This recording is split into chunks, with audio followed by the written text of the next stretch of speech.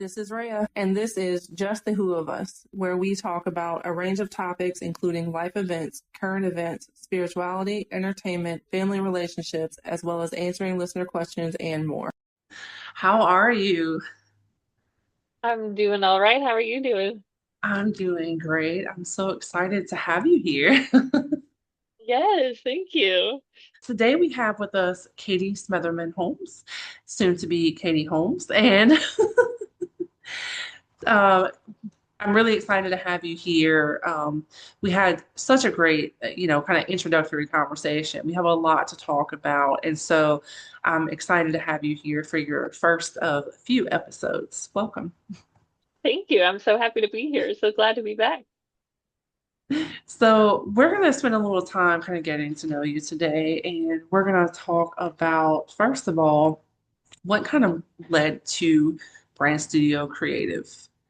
Um, First, tell us a little bit about, before we get into what you do. I want to talk a little bit of kind of what led you here. You had this wonderful experience working for this employer who taught you so much, and so much so that you're like, you know what? I think I can do this. I got this on my own. Tell me a little bit about that journey from employee to business owner. Absolutely. So, as you said, I was very fortunate that before I started Brand Studio Creative, I was working at another marketing agency in Houston, and I had worked there for 5 years, about 5 years. And I had a good relationship with the two owners. It was a very small marketing team. And so I was able to ask them a lot of like, not only, client related questions whenever it came to, pitching some of my designs and such, because I was the lead designer of their team. But I was able to ask them like business related questions and kind of peel back the curtain as far as like what it takes to run a business and what are some of the steps that maybe get overlooked, but you need to like put some more time in, or where are some areas where you can hire out, like how to actually like find good outsourcing team members that can, provide some of those areas where you may, need help or may be lacking in that kind of department. And so being able to not only grow in my personal design profession, and I worked with a ton of clients ranging from large corporate, multimillionaire type clients to also like very small mom and pop shop, shoe stores or something. So I had Mhm. a range of clientele that, my design career was definitely learning and expanding. But over those years, I was able to just ask really pointed questions, and they were always so open to be able to answer those questions. I think that's something also that really sets them apart is they not only took the time to, answer my questions, but like they would show me and they would walk me through like, hey, yeah, this is what we're working on. We're doing accounting today, and this is how we would write out some of the proposals. Or once we get an approved proposal, like how does it actually like go into action when it comes to, our marketing side of it? How do we actually implement it? And like things like that, where I know that not all business owners are willing to do. And I think especially the the smaller scale, you just have a little bit more time. You're a little bit more connected to your team members than say like a large, corporation. But Right. I was very fortunate in kind of that. And so um, once I felt like I, was at the point where I needed to spread my own wings a little bit, I still talked with them where it's like, hey, look, like I've always wanted to own my own business, and now I think it's the time to like start making those steps towards making that a reality instead of just a dream. And Yeah. so they were very supportive, and because my first step was like I want to get my master's and, actually get educated in some of the business side of it Yeah. um for brand strategy. And so that's where I went and I got my master's, and they were very supportive. And once I came back, they had contacted me, obviously being like, congratulations, we're so happy for you. But also like we would love to work with you again. Like we have some clients and you already know a ton of our existing retainer clients that like we don't have to like train you on that. And so Right. um they were supportive where they were like, we still, we want to support your dream and we're not asking you to like come be a part of the Bright Spot team full time, but we would love to contract with you. And so we have a really great partnership right now that Yeah. continues and yeah, and so again, I was very fortunate in that aspect because again, it really kind of not only helped build a foundation for myself, like in my mind and like the steps that I did to start my own business, but also when it came to the early days of starting my own business, like I already had someone that was very eager and excited to work and partner with me and do it on my company's terms and things. And so it's it's been really great. That's amazing. Support makes a huge difference though in anything that we Absolutely. do. Yeah. So we mentioned this master's degree. Hmm. Um, let's talk a little bit about that experience because that a master's degree in Milan, Italy is like what that's Yeah. that's a big thing. Yeah. Um, it's one of those that um, I'm very happy that I do have my master's. It was something that was always kind of percolating in the back of my head Yes.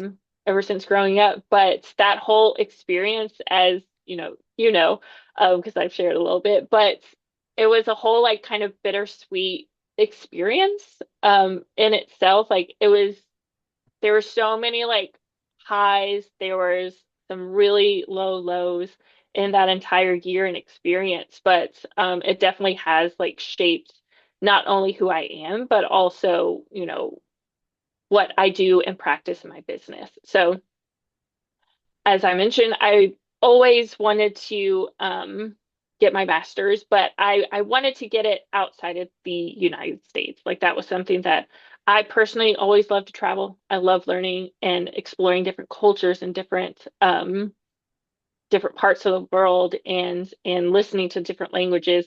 I'm not really great at speaking different languages. That's not a you know great point in my brain, but I do try.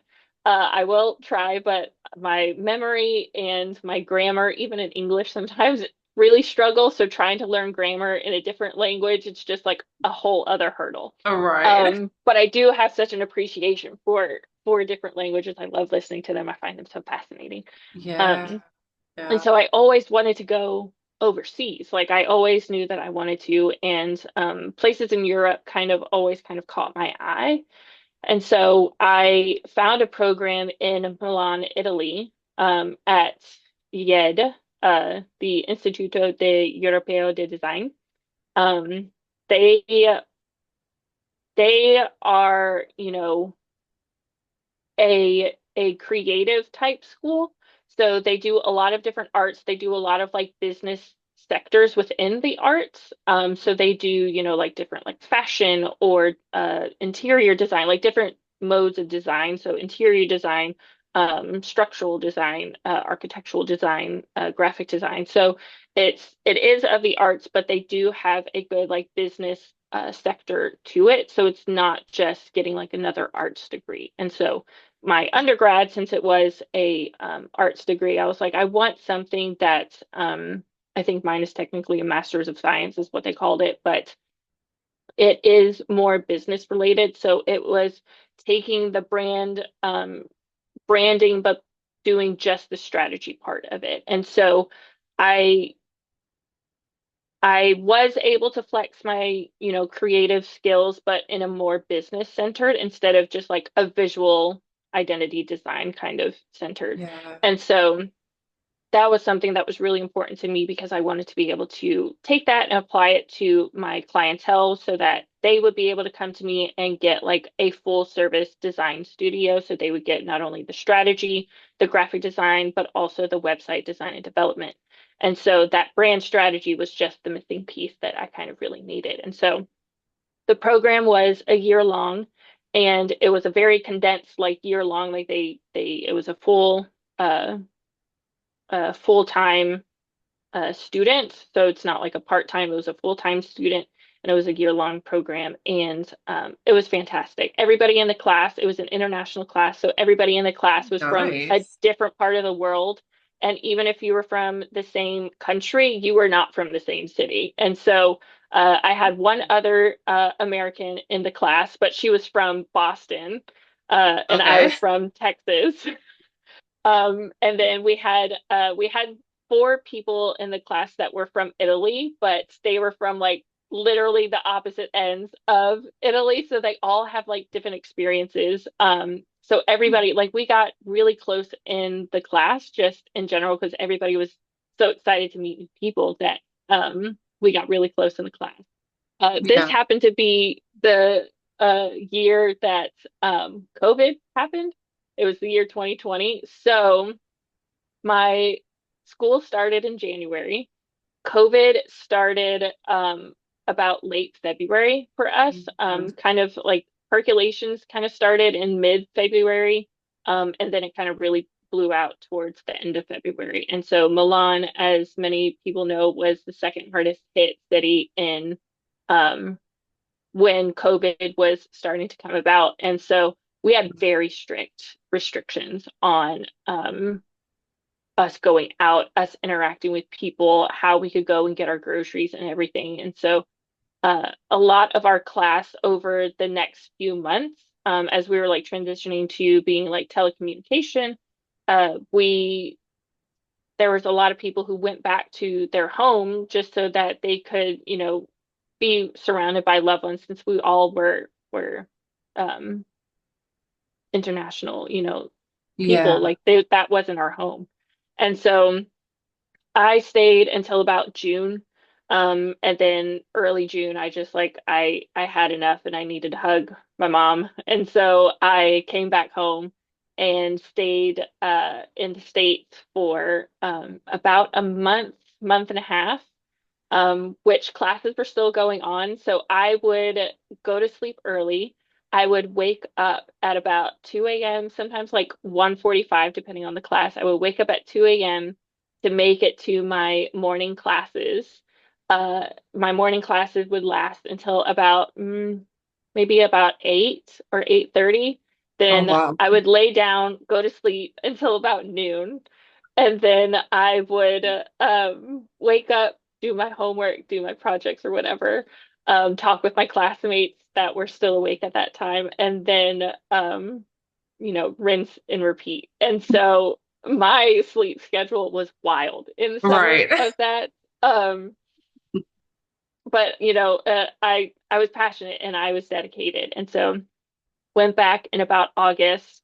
Um, was doing great. We were able to go back to our classrooms, even though, like we had strict, like separation kind of, you can never move the desks kind of, and, a lot of people had that back in the States Yeah. at that point. And so we always had to wear a mask, which a lot of people here, they complain about wearing a mask. Like not a single person over there really complained. Like, yeah, in the early days, but like we were so much more concerned about our safety because the Yeah. hospitals were so full that like we could not risk getting sick or spreading it. So like everybody was Yeah. completely fine wearing a mask. And then we went back. I was we were working on our thesis at this point at the last half. And so our thesis was broken up into two parts. There were going to be two presentations. So we had a research centered part. So, like, we did all of our research for the first half of the presentation and gave all of our reasonings for everything. And then the second half was going to be the full brand strategy presentation for a company called Arnett. Arnett does eyewear. It's a very major eyewear, especially in Europe. And so we were working with them on their brand strategy. And um, I completed my first half of the presentation, then was calling home to, tell them about the success that we had. And then I got news that my mom died. So I had to rush back home Gosh. um, within the same time frame, rush back home. I took a month off of school which luckily, I was fortunate that the directors of the education department, like we were close. We worked with them like the whole program that was Oh, part of that's great. the curriculum. Yeah, like it was a very small class. It was like you worked with the directors. Everybody knew you by face, by name. And so when I told them her name is Elena Sacco, and she was fantastic. She was like, do what you need. If you need to divert it to another year, we're happy to work with you. But like, just tell us what you need and what you're comfortable with, and we'll be in touch. And so I That's stayed in touch, amazing. and within a month, of like heavy grieving, I was like, my mom would want me to finish. Like she was my biggest cheerleader. She was the one that was so excited on anything that I was doing. And so I was like, she would want me to finish. So I got to find some strength. I'll grieve again after, I graduate, but like I'm so close to the finish line that Yeah. I just need to do this. And so I did. I ended up, completing, graduating with honors, and then, took time off, like for real, like took time off. And I just stayed with my dad. I stayed at his house, and we were together a lot. And then about 6 months after was when I was like, okay, I'm going to start taking steps to open Brand Studio Creative. And so um, I did those. And the early days of Brand Studio were baby steps, and that was completely okay. And it's something that Yeah. I suggest to anybody starting a business, like unless you have like the finances to kind of hit the ground running with a couple of team members, just like ready to go, like that's great for you, but not everybody has that, or, Yeah. are in different parts of their life. And Right. so for me, even though I started Brand Studio 6 months after um, we buried my mother, I started it slowly and at my own pace. And, I got my team members at my own pace. And so it really kind of helped set the stage for how I continue to do business, where it's like life sometimes happens and it's okay to go at a slower pace. I know we have a hustle culture, but going Yeah. at a slower pace is sometimes what's needed. And Yeah. especially when it comes to developing a strong strategy, sometimes like you need that extra time to think critically on what your next steps should be. So that Yeah. was how I got my master's. But I think that's phenomenal advice. Start unless you have the ability to take off with it, start at a pace that's comfortable for you. And that, Hmm. as someone who I have a commercial cleaning business that started 5 years ago, four, Hmm. 4 years ago. And, we've had ups and downs, and Hmm. it's like my husband keeps reminding me like most things take 5 years to really get a solid footing, Hmm. and sometimes you just have to kind of take that and apply it, Hmm. apply it what best fits you and not what you think society or best fits society rather, I guess. Yes, absolutely. Um, yeah, I'm coming up to my 5 years this upcoming April. Um, and I finally feel like I'm like getting the rhythm a little bit. Like when people say it really takes like 5 years to get that foundation, it Yeah. really does. And again, especially with life and the pace of the world, pace of society, pace of everybody's lives, like everybody's on a different path. And some people, it does go faster. And some people, they're like, the ebbs and flows, the waves are a bit greater. And so, you have to like, you can go fast, but then you have to take some time, and then you can go Yeah. fast again and then take some time. So, yes. Yeah. I want to kind of move a little bit into what you do. Hmm. Um, and I want to ask you a question because I feel like this question is kind of the most important question when it comes to, okay, well, why would I hire someone to do this thing? I can create my own website, I can make a logo, I can, blah, blah, blah. I can do these little tiny things to kind of give my business a personality, right? But Hmm. why do I want to hire someone to do what you do? Hmm. What are your key performance indicators for measuring campaign success?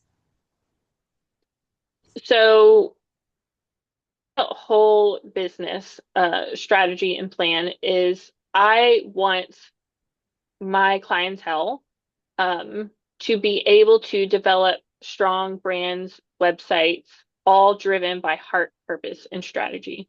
So you can't take the heart out of a business. You can't just make it, very financially driven, very, metric driven. Those are key pieces in building a brand and in building a successful brand and marketing strategy.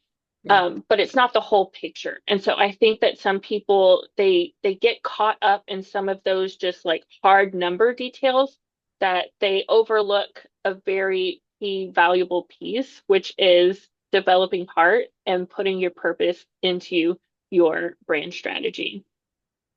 Mhm. Most companies uh, work with other humans. Humans are connecting with other humans. So people in general, they always want to be able to connect to another person. Yeah. We don't really have many who are like, I really want to connect to just technology alone. That's, a very few subsect of people. And so because everybody is driven by their own heart and their own desires, their own purpose, whatever, motivates them to do their business, to do what steps they do in their life.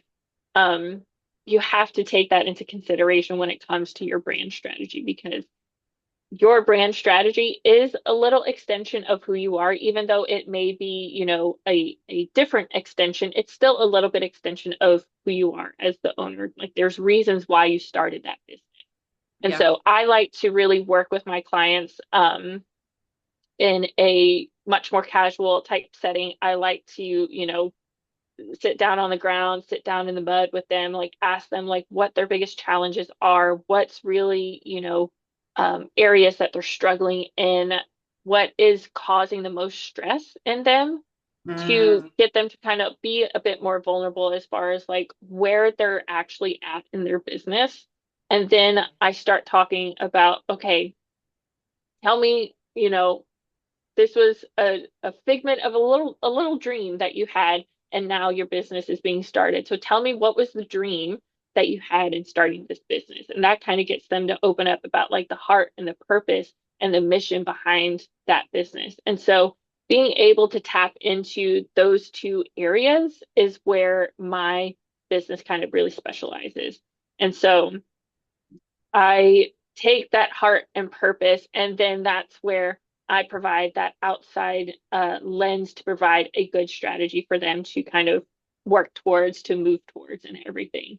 And so that's kind of what sets me apart in a little bit. How we kind of uh, like use metrics and use some of those like key performance things whenever we're kind of looking back at the success of the brand strategy in the business is how many clients are return clients because return clients shows that they have taken what your heart purpose mission is and yeah. they align with it. So that Yeah. means that you're really connecting with your target audience if they are repeat customers. Now, for, some service-based, customers like design customers or, photographers and stuff, it can be sometimes hard uh, to see some of those metrics for return clientele Right. because, like the spacing between projects might be a bit greater than, just a product-based kind of Right. customer. It's Yeah. really easy to kind of see like repeat clients with product-based customers, like see new releases or see, new artwork that's being produced, like things like that that people kind of are returning for.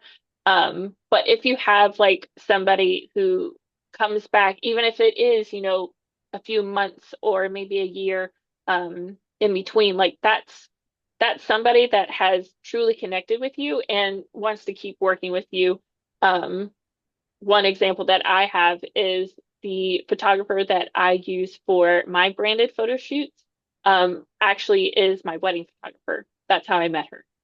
And I love her work. I love who she is, what she stands for, how she produces her photographs so much that I was like, do you ever do branded photo shoots? I know you're typically like a wedding and engagement photographer, but do you ever do branded photo shoots? And she was like, yes, absolutely. And I have used her multiple times. Give it again, there's a good, time frame in between just because photos take time to get produced and, doing photo shoots takes time.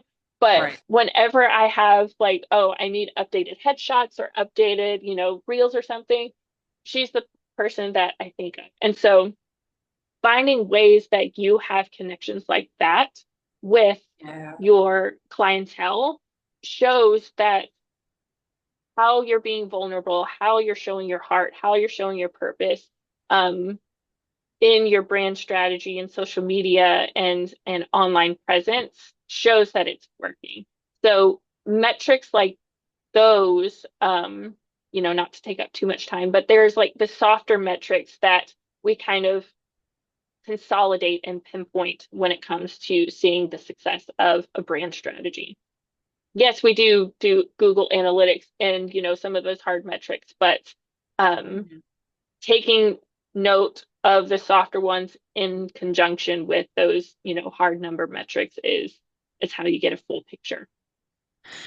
Yeah, for someone who, I own and operate two businesses, and one is, I mean, guess really both of them are very like, I need people to see what I'm doing and want to pay for what I'm doing, right? Whether Yes. it be the physical business of the cleaning business or the coaching and podcasting and other things that I do with the other business. Hmm. And I've been at a point throughout this 5 years to where I'm like, in my mind, I thought, okay, I just put the stuff out there and like people see it and then people Hmm. want it, right? Like, but Right.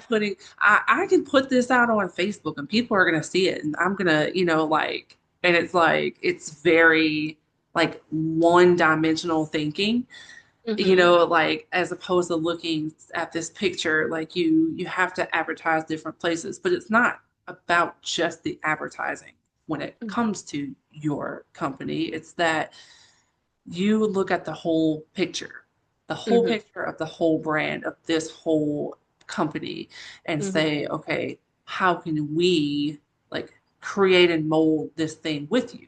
And I think that's something that was really interesting to me because it's not about just, okay, pay me to put you out there, like Hmm. you become You want a design, here's a design, go share it. right. Yeah. Here's your logo. Okay. Hmm. Like, it's about the holistic picture and that is something that really drew me to you in our conversation that really, because I don't do a lot of like promoting services or businesses. Like a lot of the people that come on and they're talking about their life experience or their area of expertise or, whatnot.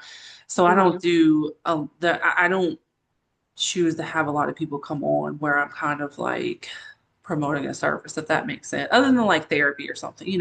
Hmm. So Yeah. it was something that really like intrigued me because it really is about the whole picture with you. It's not Hmm. just, okay, this one aspect. And I think Hmm. that's great. And I think that when you're a business owner, you have to look at the whole picture, you know. Hmm. Say you're providing a service. Okay, it's not just and like I said, this is for me like my own experience navigating being a business owner. It's not just about the service you're providing. It's Hmm. about what are the ethics of your business? What set me apart? Like I do this thing that other people do. Why would people want me to do that? Hmm. And I've gone through kind of like with the philology business, like I don't want to be a social media influencer, so I don't really like post a lot on social media. And then Hmm. it's like, okay, but where are people seeing your stuff? If you're not putting it out there, like Right. I have like the info from my website. I can see how many people viewed it, blah blah blah. But where are people hearing about things? So Hmm.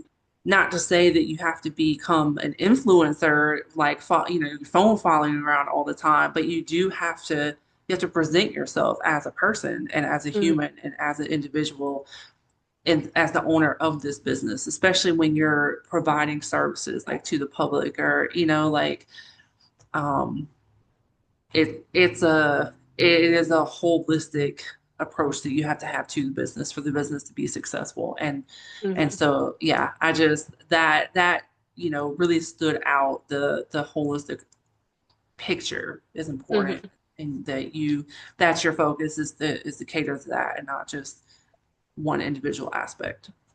Absolutely. Yeah.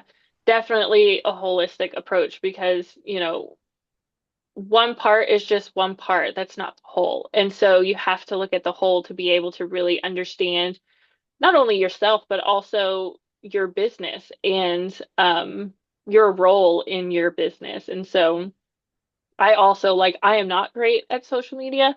Um, I tend to just get like distracted easily. So like posting is not, but the Me too. content is yeah, the content and me wanting to connect with people, like I would much rather like sit and have a conversation with somebody, or be like texting or calling, like having conversations. I love having conversations with people, Right. especially one-on-one conversations. Like they're just so juicy. I love it. Right. And so that's something that whenever I connect with somebody, I find ways to personally connect with them. Like I don't do just email submissions. Like if there is a client that comes to me and they only will talk with me through email, I'm like I don't like I want to connect with the person. And so if you're not willing to do that, like I just like that goes against my beliefs, that goes against my mission. Yeah. Um and so most of the people, like, they're very eager and excited to, hop on a call and um, discuss and brainstorm their projects, their dreams and everything.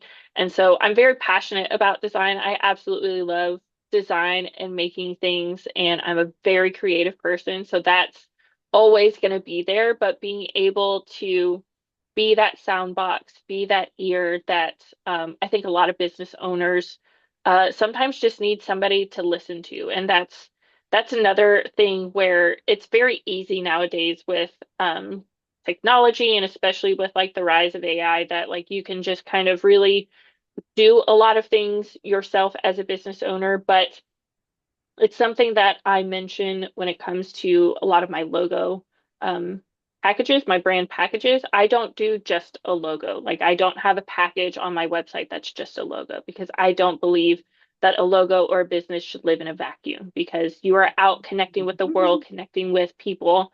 You can't just build your company in a vacuum and expect it to be successful, especially be successful overnight. Yes.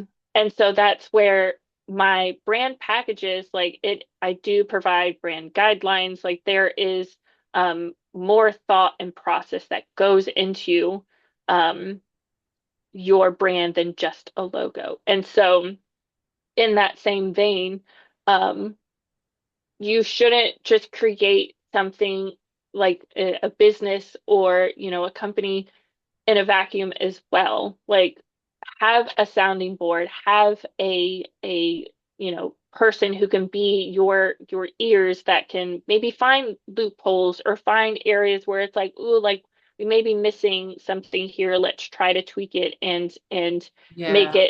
it, hit our target audience a little bit better, like really touch their hearts, really captivate them in that kind of way. And so um half the time I'm sitting there just listening and I'm, reading and deciphering between the lines, which is, that's my job. That's what I'm really good at.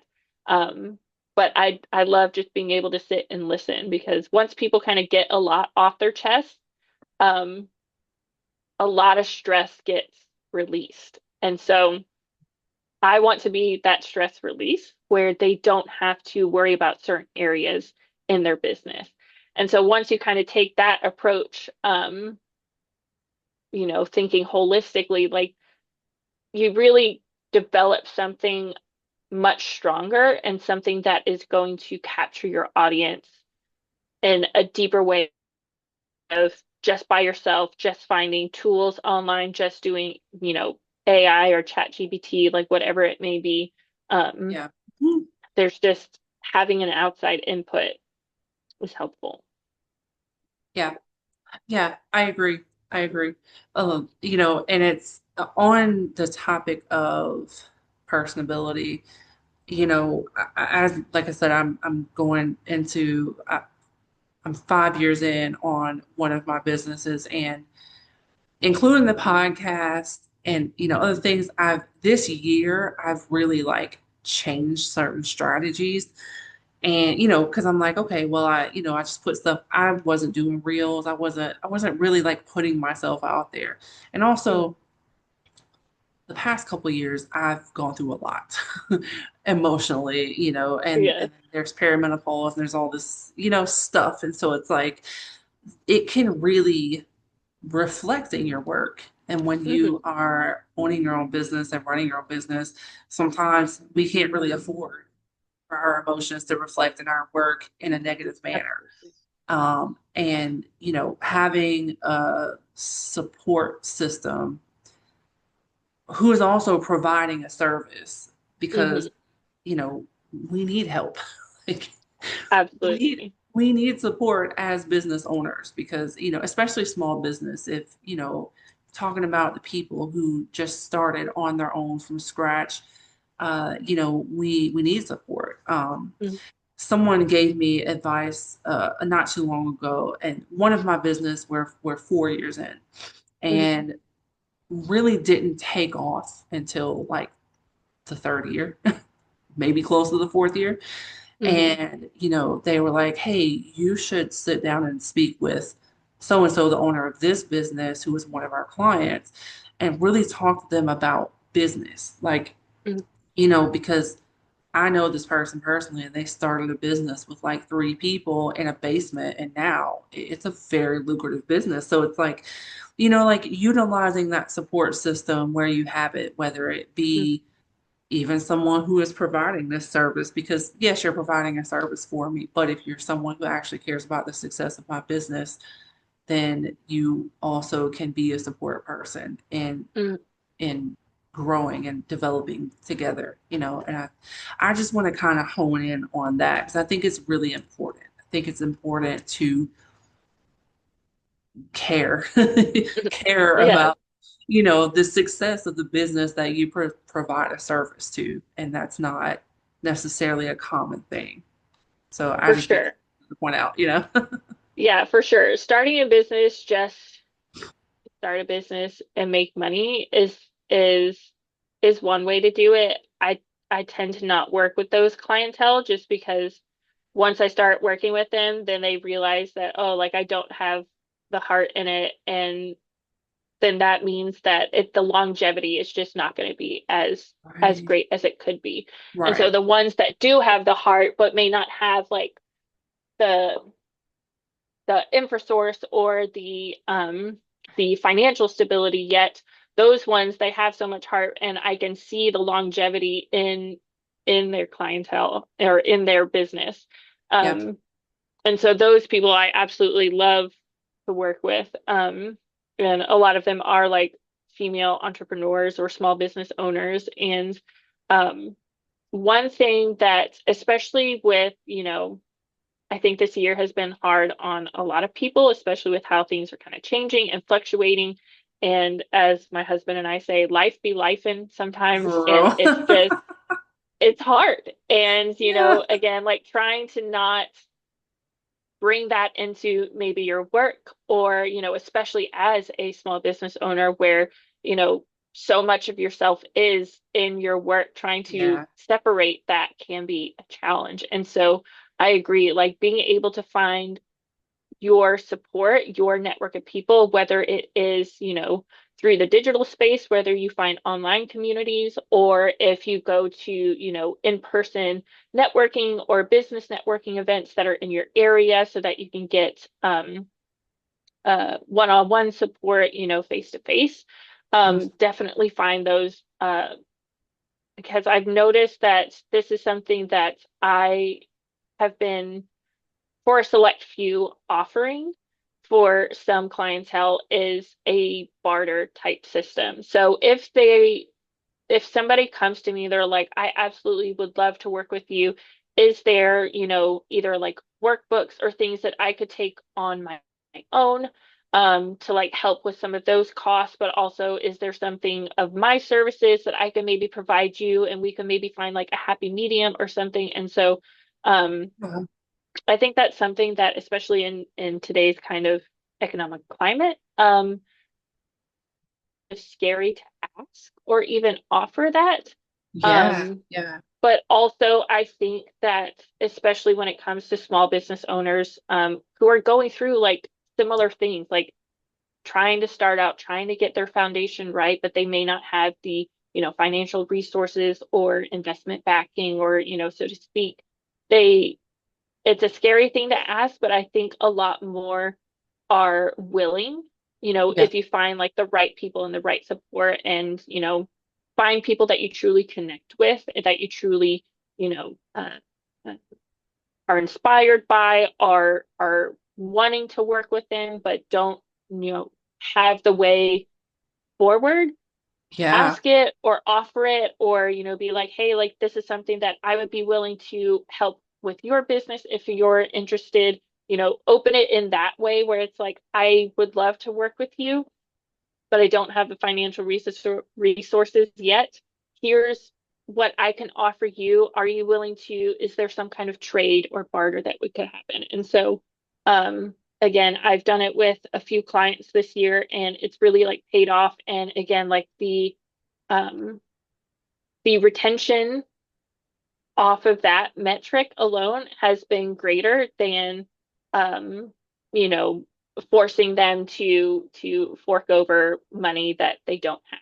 And right. so, Yeah, because uh, in that regard, um, jumping back to an earlier thing that we had mentioned and touched on, referrals are also a great metric yes, where yeah, if somebody may not have the financial means to, um, be a repeat client, or maybe just like the project, what it was kind of like an encapsulated type project, like it really is just this. Um, Referrals are a great way to see, you know, that kind of softer metric where it's like somebody was so excited and happy to work with me that they're willing to share with others, and yeah, that person also like contact like is yeah. fantastic. It makes me think of, I don't know the real statistic, but this was a statistic that was told during my master's program from one of the directors. Um, he asked the class, how many uh, for a company that you liked, or say like a restaurant that you liked, how many people are you probably going to share you know, that love with? And Yeah. people are like, oh, like probably like a lot. Like you're gonna share it with a lot of people. And he was like, no, the statistic is five. You're gonna share it to five people. He was like, okay, now take that same statistic on something that you didn't like, that you didn't connect with, or that you had a bad experience with. How many people are you gonna share? And then people started thinking about it, and they were like, oh, and he was like, you're gonna tell a hell of a lot more people, right? And Right. so if you can get on the right side of that statistic, the people that you are going to be referring to are going to be not only people that have already been vetted by that person that's doing the referring, like they're like, oh, like I already know this person is a good person. I want to Yeah. refer them to another good person to potentially work together. That means that vetting system has already happened. And so it's a higher percentage that you would be able to work with that person than if somebody who, says a negative thing about you, then it's going Yeah. to spread like wildfire and it's going to be hard to rein that in. Yeah. I think the average uh 1 star like the average bad review can cancel out like 15 to 20 good reviews or something like that. And Hmm. so and it does like it makes sense because if Hmm. if you tell somebody something negative about something that's going to stand out in their head. They're going to remember that about that person. But you can tell Hmm. them multiple good things about something. And Right. most Oh, that's people, great. not And everybody, but then, most people, yeah, and it's like you just move along and, right. like, oh, okay, cool. But I wanted to point out too, like the bartering system, it's something that it actually does work because I did this recently in one of my businesses and actually twice. One service for service. One was with the cleaning business because I needed somebody to come and do like a lot of yard work. Yeah. And I just wasn't trying to put out three, four, $500. And so I was like, hey, I'm willing to trade services and immediately and he did a phenomenal job. And I'm like, Hmm. oh my gosh, like, am I going to Yeah. live up to this? Because wow, and like we're happy to do it. And then, with outside of physical services too, I've done it with coaching, Hmm. trade coaching for parenting coaching for personal development, kind of thing. And that's Hmm. been great too. So, whether it's your kind of okay, well, I'm not really sure if this service is going to benefit me, before I put that money into it or whatever the case may be, or like I'm Right. going through a really rough time, but I really believe in this. It is really a great, and it is a possible, like, Mm. people do it.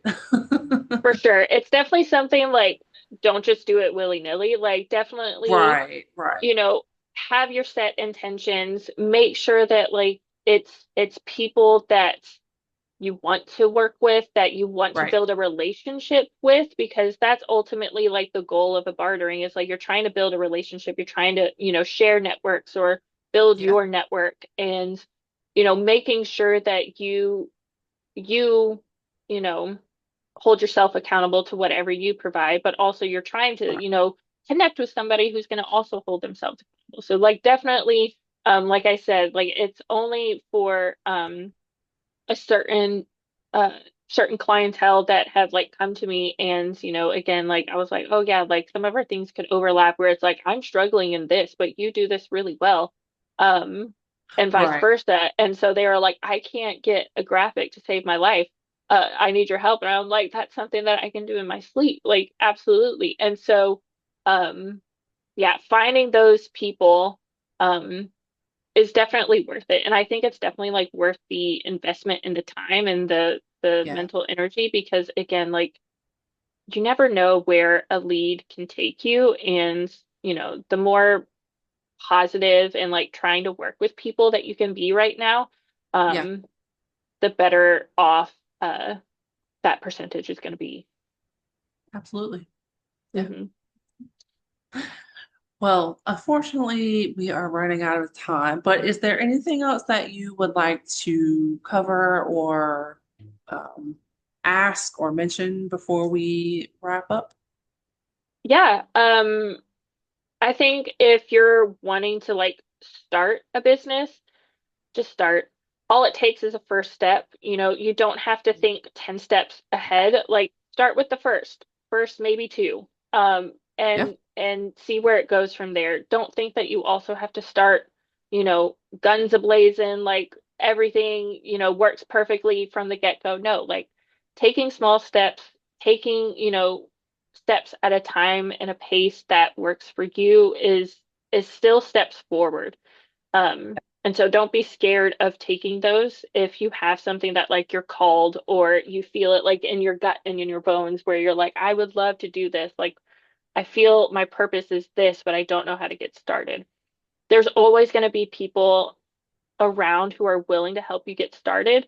Me yeah, being one of them, like I love, the diamond in the rough and the underdog story. Like I absolutely love those and am happy to kind of help. And so finding your support system um should be kind of like one of those first steps because once you find that support system, you'll be baffled by how quickly your business can really take off. And yeah, so I do have 3 books that are currently out that kind of, highlight different parts of my journey as an entrepreneur on my website for purchase. But I'm always happy to connect and brainstorm or be an ear for any kind of business owner. Perfect. All right. Well, thank you so much for being here, and we look forward to having you back. Thank you for your not only your conversation, but the things that you emphasized are really important to small business owners, people starting out or people a little bit in who are kind of struggling to like, I can't seem to exactly get to where I want to be. Yeah, I really value your information, and I hope that it helps a lot of people who are listening.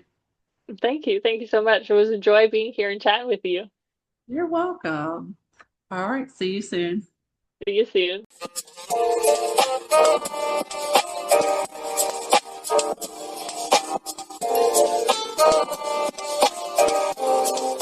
This is Rhea, and this is Just the Who of Us, where we talk about a range of topics, including life events, current events, spirituality, entertainment, family relationships, as well as answering listener questions and more.